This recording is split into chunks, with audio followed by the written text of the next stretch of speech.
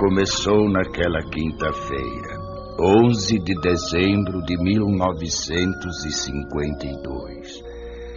Na cidade de Bergen, na Noruega, eu estava orando a Deus pela manhã em casa de um irmão na fé. Fiquei muito comovido. Veio-me uma revelação tão nítida como se eu a tivesse lido de um livro ou de um jornal. Naquela época eu não tinha em meus pensamentos algo especial que me chamasse a atenção sobre arrebatamento. Naquele momento senti que deveria escrever o que estava presenciando, mas quase não a considerei como revelação de Deus. Pensava tratar-se de um fruto de minha própria imaginação. Procurei esquecer escapando aqueles pensamentos, mas faltou-me tranquilidade. E para resolver o dilema, orei a Deus. Senhor, não posso me lembrar de tudo, mas se for de tua vontade, revela-me novamente e eu publicarei esse acontecimento.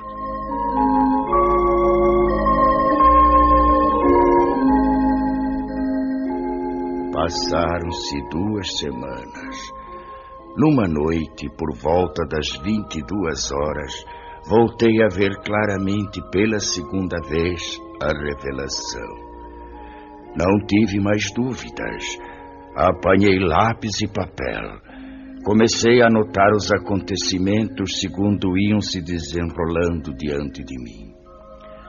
Assim escrevi até 1h da madrugada. Estava já cansado e não suportando mais por causa dos meus 79 anos de idade. Orei a Deus pedindo que me deixasse descansar e que, se fosse de sua vontade que eu escrevesse tudo aquilo, que me permitisse ter a continuação da revelação no dia seguinte. E fui me deitar logo adormecendo.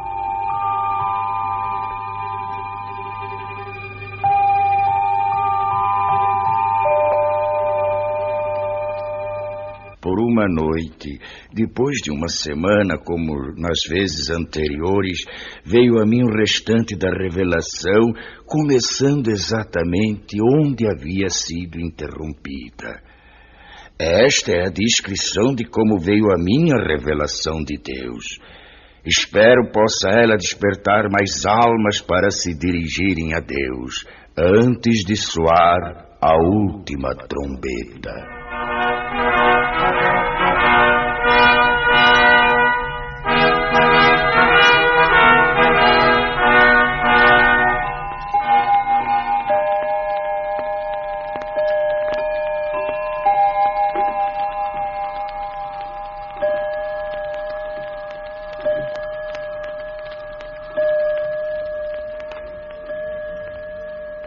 Nove horas da manhã.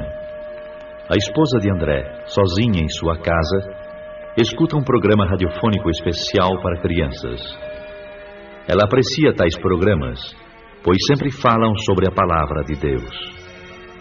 Ela fica contente em saber que muitas crianças podem ouvir a palavra do Senhor, e conforme pensava ela, isso era mesmo muito bom, desde que fosse tomado cuidado de não fanatizar as crianças. 5 minutos depois, o programa é cortado bruscamente para uma notícia de última hora. Interrompemos as nossas transmissões para informar que recebemos de Oslo, nossa capital, notícias urgentes de que a cidade se encontra em pânico. E atenção para mais este informe. Oslo, urgente. Informa-se da central de polícia que algo misterioso aconteceu. Não se pode calcular o número de pessoas, tanto menores como de adultos, que desapareceram de repente sem deixar o mínimo vestígio para as autoridades. A nossa polícia não está podendo explicar o porquê desse acontecimento, nem sobre os desaparecidos.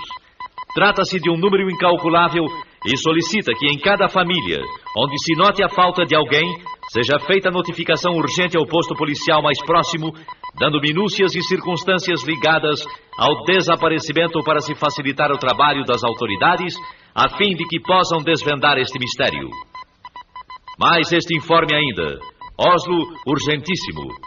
À medida que passam os minutos, surgem novas notícias, cada uma mais extraordinária do que as outras. Da praça central desta cidade, muitos comerciantes, em meio aos seus afazeres, servindo a freguesia, desapareceram.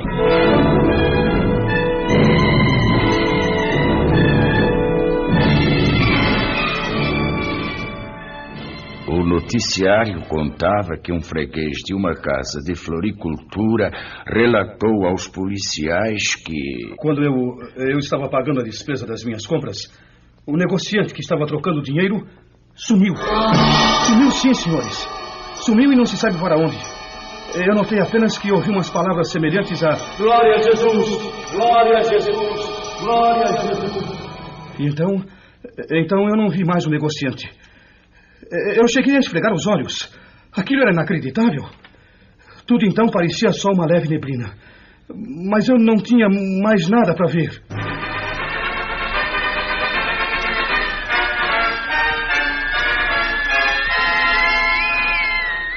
Oslo, capital, urgente. Notícias de última hora informam que uma senhora gritava desesperadamente em plena via pública, jogando fora travesseiros e cobertores de um carrinho de criança, procurando inutilmente dentro do carro seu filhinho de apenas 8 meses de idade.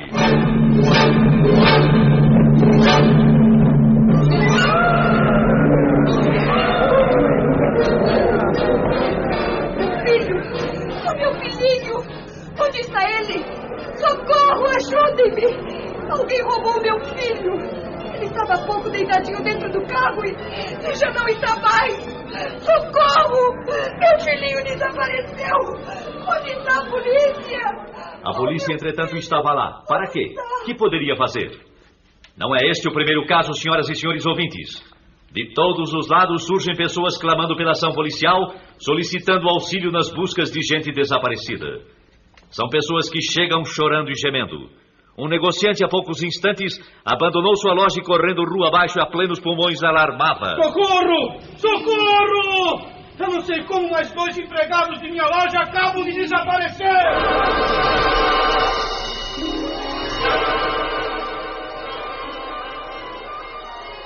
São alarmantes, senhoras e senhores ouvintes, as notícias que, além de Oslo, nossa capital, chegam também de Estocolmo, capital da Suécia, e também de Copenhague, na Dinamarca, e de Helsinki, capital da Finlândia.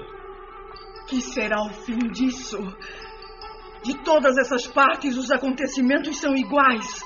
Os desaparecimentos das pessoas são iguais. E de todo o interior do país, chegam as mesmas indagações. O que é isso? O que é isso? O que é isso? O que é isso? O que é isso?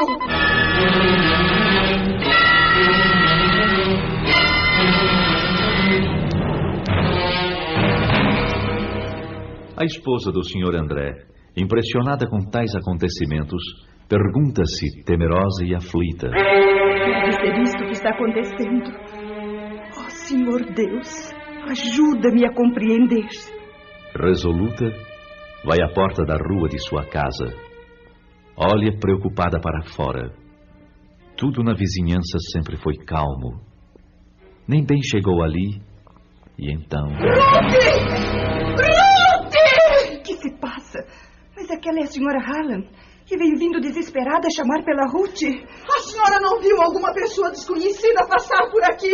Não vi. Por quê? Eu estou tão desesperada. O que aconteceu? Alguém roubou Ruth, minha filhinha. A minha querida Ruthinha. Mas onde é que ela estava, senhora? Não a encontro mais. E há poucos momentos ela estava sentada na escada enquanto eu cuidava do jardim.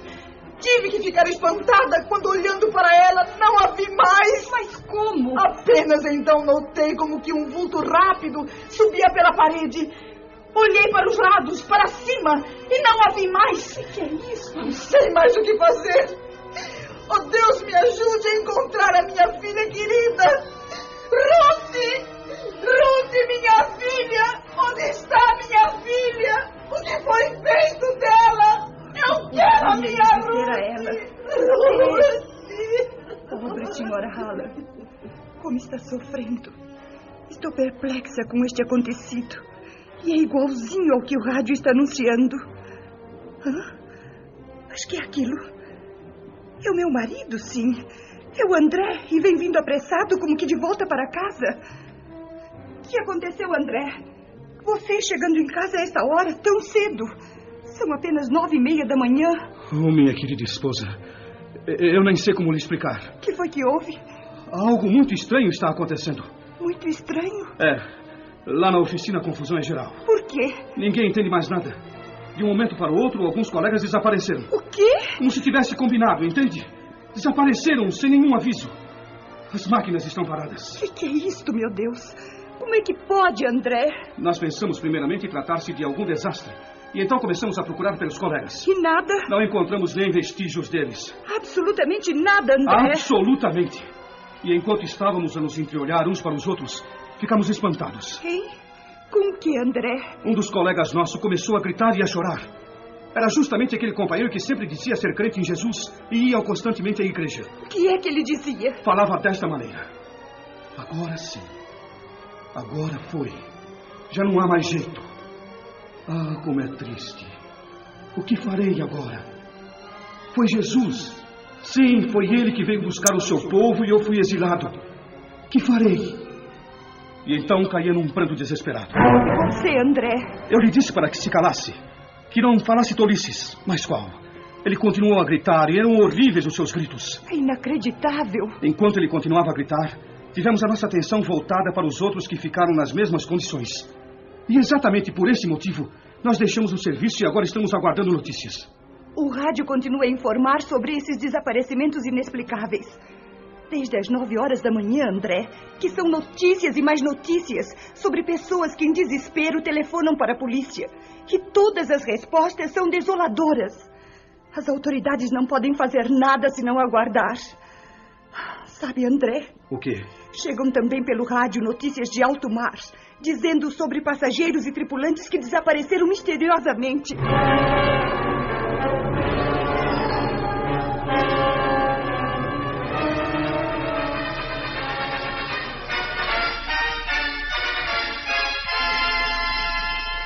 Notícias de última hora. Da maternidade desapareceram todas as crianças recém-nascidas. As mães destas crianças gemem de dor e tristeza e espanto. Médicos, enfermeiras, assistentes estão perplexos, inclusive pelo motivo de estarem faltando também alguns de seus colegas. Acertem seus relógios, exatamente 11 da manhã. Notícias de Londres anunciam que desde as 9 da manhã, os comunicados recebidos de toda a Inglaterra dão conta do inexplicável desaparecimento de pessoas de toda classe social e idade, da mesma maneira, sem explicação alguma. Sabe-se em todo esse mistério que diversos pastores e sacerdotes chamaram os membros de suas igrejas e notaram que os que desapareceram eram justamente os mais piedosos e obedientes a Deus, os mais fiéis nas suas orações, os que dificilmente faltavam aos cultos. Um dos pastores, entre os mais conhecidos de grande igreja, expediu um comunicado convocando todos os seus auxiliares para uma reunião que deverá ser realizada ainda nesta noite. Já são passadas mais de 3h30 desde a primeira notícia deste estranho acontecimento mundial. Dos lugares mais distantes chegam as mesmas notícias. A que mais chamou atenção é a que veio lá da Coreia. Também da Coreia? E qual é? Lá se calcula centenas de milhares de desaparecidos. E entre eles muitos militares das Forças Unidas.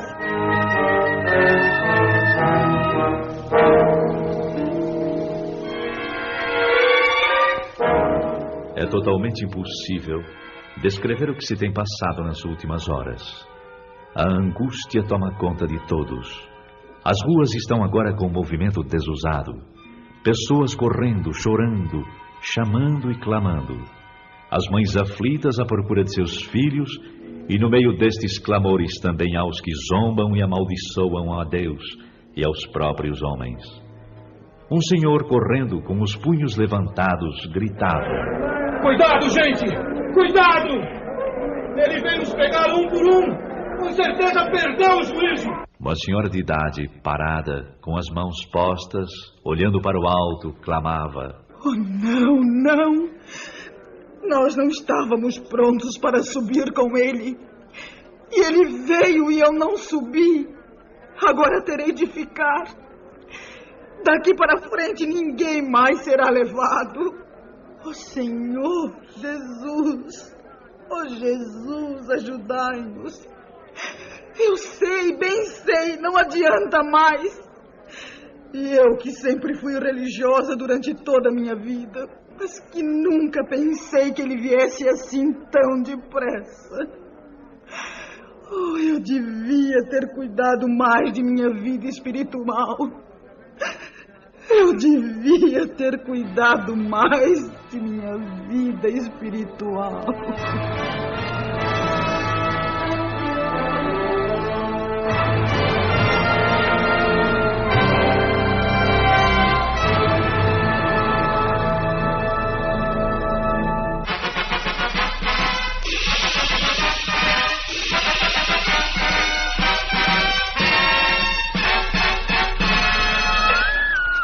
Com informações recém-chegadas, informamos as senhoras e senhores ouvintes que das estradas de ferro chegam-nos notícias de que não houve propriamente nenhum desastre, mas são muitas as composições paradas, algumas até sem os seus respectivos condutores. Todas as buscas feitas têm resultado em vão. Há também passageiros que desapareceram. É o mesmo nas estradas de rodagem. Alguns jornais da tarde não entraram em circulação. Perturbação e nervosismo têm dificultado os trabalhos das autoridades, que se esforçam para a complementação de um relatório exato do número de desaparecidos. Cientistas reunidos e meteorologistas trabalham sem repouso, procurando elucidar o mistério, segundo seus conhecimentos e experiências. Voltaremos a qualquer instante com a edição extraordinária que se fizer necessária.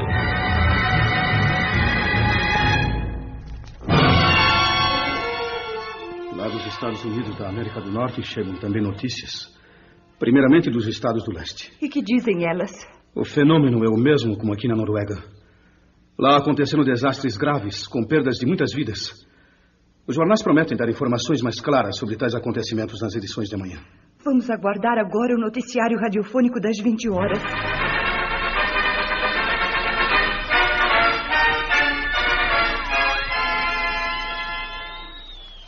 Nossa emissão pode informar agora que a catástrofe se manifestou exatamente na mesma hora em todo o mundo.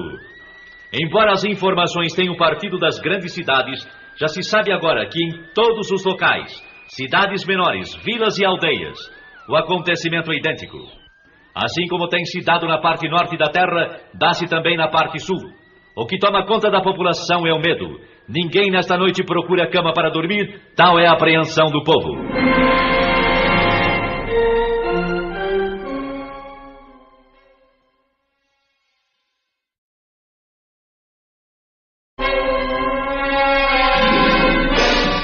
São histéricas as discussões nas ruas por causa de parentes e amigos desaparecidos. Eu sei, eu bem sei. Entre a confusão, suscita-se no meio do povo que tais acontecimentos devem ter qualquer relação com os crentes ou com os evangélicos. Ou ainda, como costumo dizer, com os religiosos. Se é assim, como é que se explica agora? Cada pessoa que possuía parentes evangélicos, justamente aqueles que eram os mais fanáticos ou mais fervorosos, são os que desapareceram. Um senhor que trabalha numa cervejaria falou: eu creio que tudo isto tem qualquer coisa com os crentes. Pois conheço um senhor de nome Hans Rosen, e ele sempre esteve em meu serviço pregando a palavra de Deus. Volta e meia ele dizia que Jesus viria breve para levá-lo, juntamente com os que acreditam no poder de Deus. E agora acabo de ter notícias que ele também não se encontra mais aqui.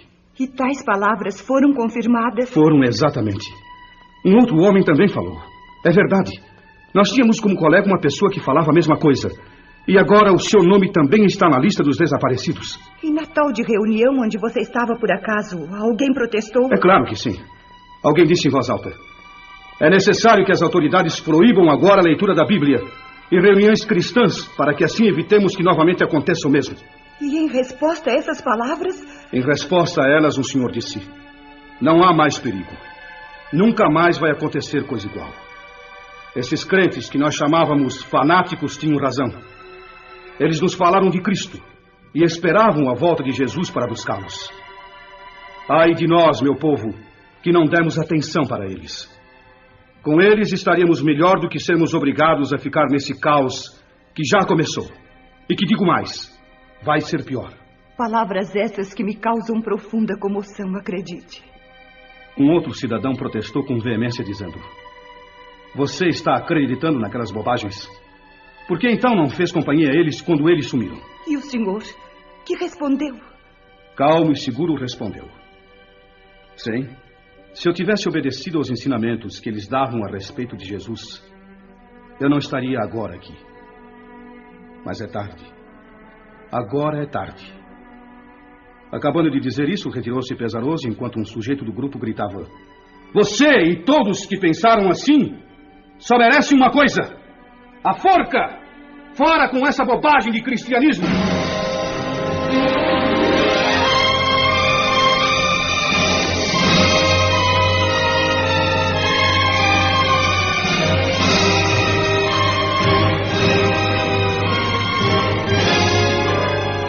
No dia seguinte, nem o rádio podia dar informações para esclarecimento do grande mistério.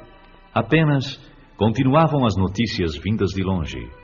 Dos campos, missionários falavam tais notícias do desaparecimento em massa. Poucos membros de igrejas foram os que ficaram. Naquela noite marcada para a reunião dos pastores e pregadores, a presença era boa, mas o número dos que faltavam era considerável. O ambiente estava triste, pesado mesmo. Os corações estavam como que congelados. Durante a reunião, mais do que um se manifestou demonstrando desespero extremo. Todos estavam de acordo a respeito do que havia acontecido. Sim, era a grande verdade. Santos tinham sido arrebatados da terra.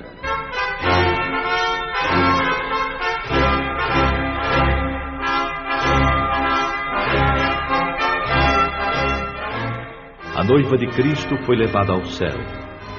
Entre alguns crentes, houve a confissão de que, apesar das preparações teológicas e estudos da Palavra de Deus, nunca chegaram a compreender que aquilo seria uma realidade. A verdade é que estavam completamente estranhos ao novo nascimento e longe da adoção de filhos. Um dos mais novos falou: eu nunca aprendi assim. Os professores nunca nos falaram que ia ser como se deu estes dias. Houve nesse momento certas tendências para discussão. Porém, os ânimos estavam abalados demais para que saísse algo aproveitável. E um jornalista presente escreveu: a conclusão dos crentes que ficaram é a seguinte: o que se passou nestes dias, sem dúvida, foi o que está predito na Bíblia Sagrada, ou como está escrito sobre a assunção da noiva, ou que Jesus levou os seus. Isto é tudo que podemos informar no momento. Este comunicado, porém, não foi publicado.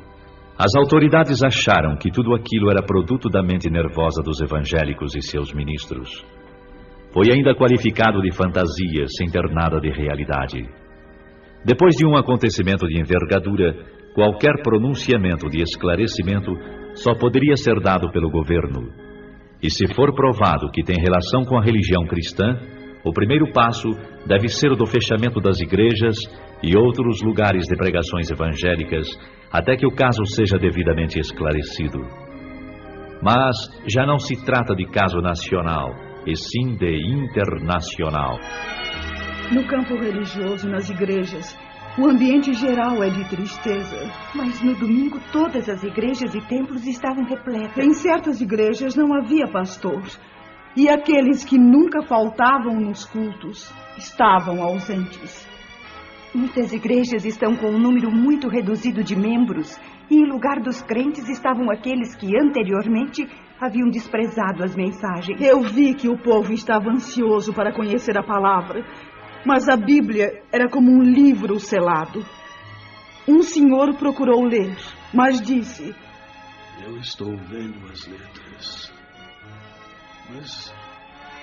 mas não compreendo nada. E deu o livro a outra pessoa que respondeu da mesma maneira.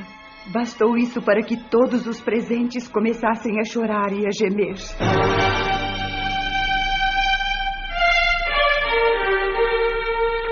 Mas a população em geral culpava os religiosos por tão grande calamidade.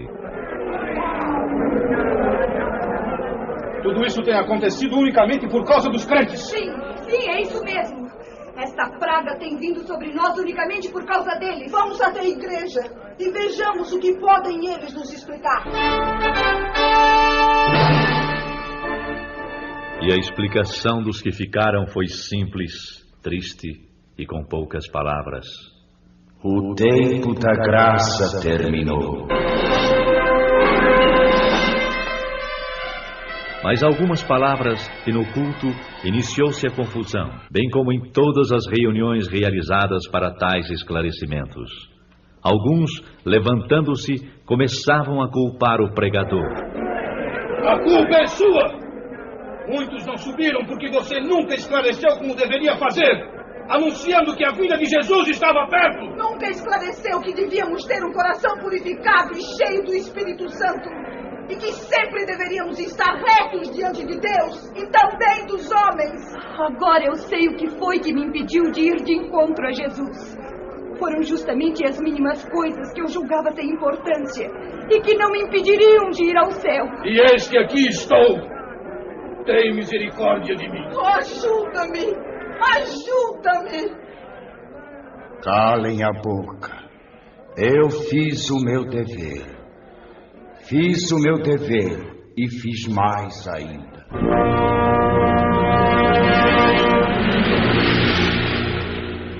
Uns gritavam de raiva e horror, outros choravam e clamavam. Era inútil. A porta estava fechada para sempre. Não adiantava bater e dizer que tinham comido na presença do Senhor, que oravam, que eram obedientes. Não havia mais oportunidade. É quase impossível descrever os dias que se seguiram. Expectativa terrível, sofrimento sem par manifestou-se em todos. E foram lembrados os convites feitos pelos pastores e o desprezo com que receberam esses convites. Muitos que eram chamados de crentes, agora compreendiam que a fé que professavam consistia apenas em palavras ocas e frases costumeiras. Alguns iam às igrejas apenas para acompanhar amigos. Outros, porque gostavam de cantar no coro, tocar instrumentos e outros interesses, sem possuírem o verdadeiro desejo de ouvir e obedecer a palavra de Deus. Não eram nascidos de novo, nem tinham o selo da promessa, nem adoção de filhos. Não tinham, portanto, direitos sobre a herança. Para certas pessoas, a igreja era simplesmente uma sociedade, um local para passarem as horas vagas. Mas agora estes mesmos clamaram: Senhor, abre-nos a porta.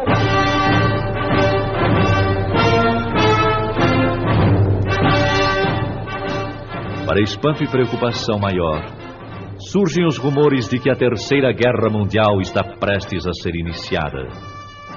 As relações entre Oriente e Ocidente foram cortadas. Dos regimes que pertencem ao bloco comunista, anuncia-se que foram proibidas toda e qualquer reunião evangélica. Estavam, pois, já reconhecendo que a perturbação existente e a desordem geral, os culpados eram os crentes.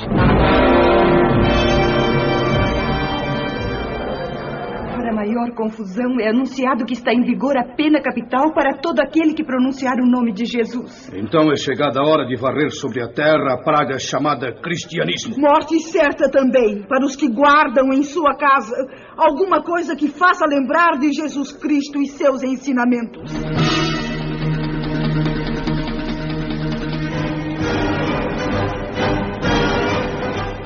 Nos países democráticos, demorou um pouco para que seguissem o exemplo comunista. A maioria descrente, tanto da população como nas camadas governamentais, exigiram aquelas medidas, procurando assim garantir o povo da perturbação nesse sentido. Foi, pois, aprovado em todos os cantos da terra a mesma lei, ou seja, morte para os chamados crentes. Bastará pronunciar o nome de Jesus para sofrer a pena capital.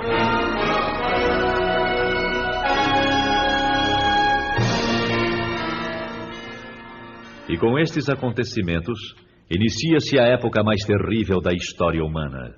Uma grande parte dos crentes que ficaram, continuando a clamar o nome do Senhor Jesus e não obedecendo às autoridades, foram presos e julgados ditatorialmente. Só escapariam se aceitassem as condições impostas pelas autoridades. Se vocês maldizerem o nome de Jesus, negando-o, então salvarão suas vidas e a vida daqueles a quem amam.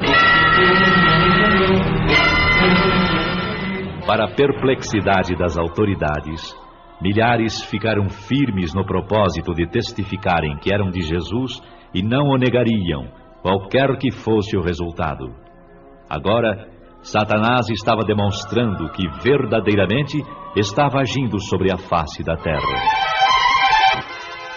Ai dos que habitam sobre a terra. Uma parte grande desses novos crentes não resistiram às ameaças e aflições. Negaram a fé. Negaram o Cristo. O mundo inteiro está no maligno. Todo o mundo jaz no maligno. As nações chegaram neste momento a ter uma só ideia e a colocá-la em prática. Exterminar com o cristianismo e extingui-lo para sempre. O príncipe deste mundo toma poder completo. E filhos acusando seus pais, entregando-os para morrerem. E assim a Escritura, segundo São Lucas 21:16, se cumpriu quando diz: E até pelos pais, irmãos, parentes e amigos sereis entregues e matarão alguns de vós, e por todos sereis aborrecidos por amor do meu nome. Faltam palavras para as demais cenas horrendas que se desenrolaram, mas no livro do Apocalipse, Deus revelou os ais e as pragas que hão de vir. E o clamor destes infelizes continuava, segundo São Mateus 24:22. Senhor, Senhor, venha abreviar estes dias.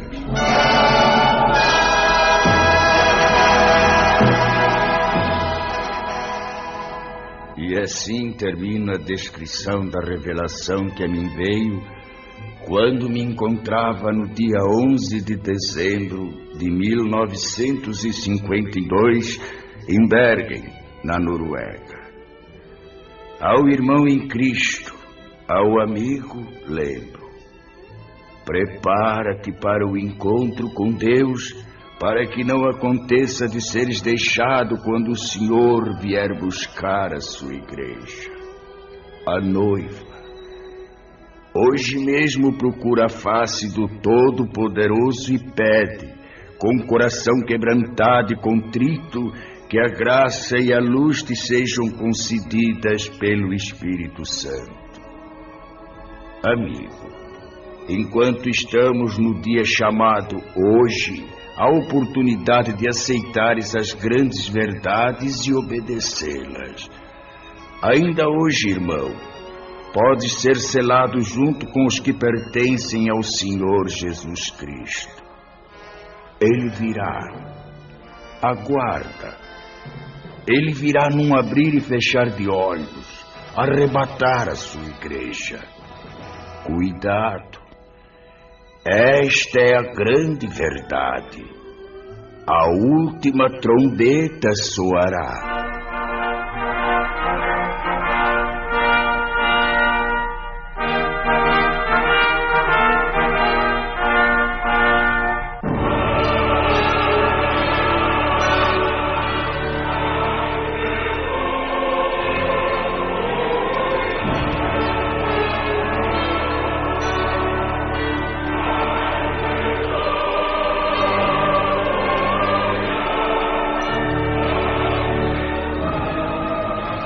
Esta foi a revelação recebida por um servo de Deus, Olaf Roger, sobre o arrebatamento da Igreja de Cristo. Seu tradutor é o virtuoso missionário Erik Alder Peterson, que lembra a todos esta seguinte advertência autêntica: A vinda de Jesus está próxima. E como vai ser quando Ele vier e os dias que se seguem? Podemos relembrar nestas poucas cenas que ouvimos, com todas as ocorrências, que milhares sejam despertados e se preparem para o grande dia da última trombeta. É o que eu desejo de coração.